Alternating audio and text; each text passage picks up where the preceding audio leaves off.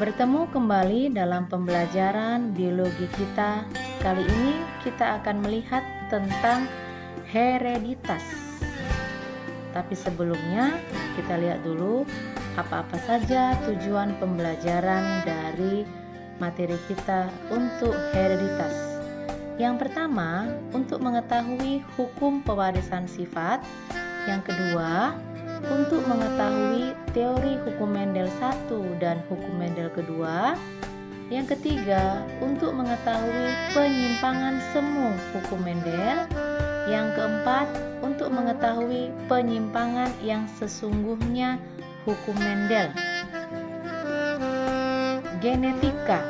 Genetika adalah ilmu yang mempelajari tentang pewarisan sifat atau hereditas dari individu induk kepada keturunannya. Gregor Mendel adalah seorang ahli genetika. Melalui penelitiannya pada tanaman Ercis atau Pisum sativum, ditulis dalam sebuah buku Proceedings of National History Society pada tahun 1866. Dan akhirnya keluarlah hukum pewarisan sifat, yaitu hukum Mendel 1 dan hukum Mendel kedua. Hukum Mendel 1 atau hukum segregasi.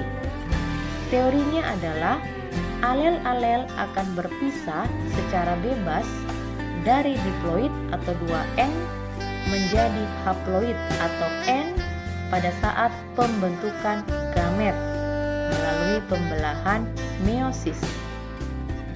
Untuk mengujinya, hukum Mendel pertama dilakukan dengan melakukan perkawinan silang antara mawar berbunga merah dengan mawar berbunga putih dengan satu faktor pembawa sifat atau dikenal istilahnya dengan persilangan monohibrid.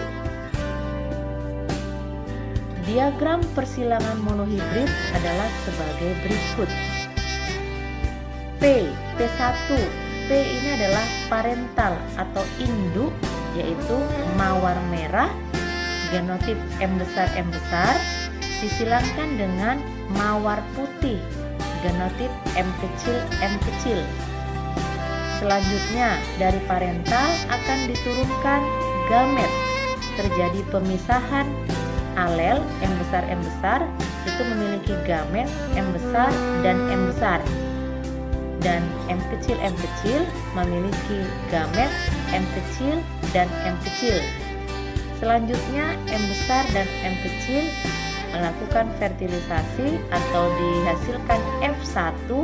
F adalah filial, keturunan atau anak, yaitu M besar dengan fenotip merah 100%. Ini menandakan bahwa merah bersifat dominan terhadap putih.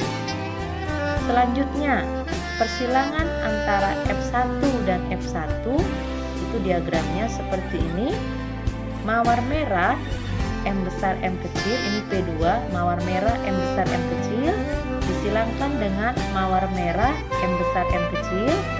Gametnya adalah M besar dan M kecil. Ini juga M besar dan M kecil. Nah, dihasilkan F2 sebagai berikut. Ini M besar dengan M besar akan menghasilkan M besar. M besar dengan M kecil akan menghasilkan M besar. M besar dengan M kecil ini menghasilkan M besar M kecil, dan M kecil dengan M kecil menghasilkan M kecil. Nah, sehingga kita dapat ambil kesimpulan perbandingan fenotip dan genotip persilangan monohibrid adalah sebagai berikut. Pada perbandingan fenotip dihasilkan merah 3, putih 1, sehingga perbandingannya 3:1. Sedangkan perbandingan genotip itu adalah M besar banding 2 M besar M kecil banding M kecil. Ini adalah 1:2:1. Nah, demikian untuk diagram persilangan monohibrid dan perbandingan fenotip serta fenotipnya. Selanjutnya, kerjakan soal persilangan monohibrid berikut ini. 1. Disilangkan tanaman kapri berbatang tinggi dengan tanaman kapri berbatang pendek. Simbol batang tinggi adalah T besar dan untuk batang pendek adalah T kecil.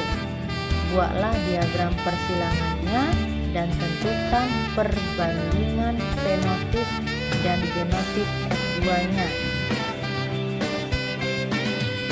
Yang kedua adalah disilangkan tanaman kapri berbiji bulat atau biji besar dengan tanaman kapri berbiji pisut atau biji kecil. Gen B besar lebih dominan daripada gen B kecil. Buatlah diagram persilangannya dan tentukan perbandingan fenotip dan genotip F2-nya. Demikian penjelasan untuk materi persilangan monohibrid atau hukum Mendel pertama. Kita akan teruskan dengan hukum Mendel kedua melalui persilangan dihibrid. Sekian dan terima kasih.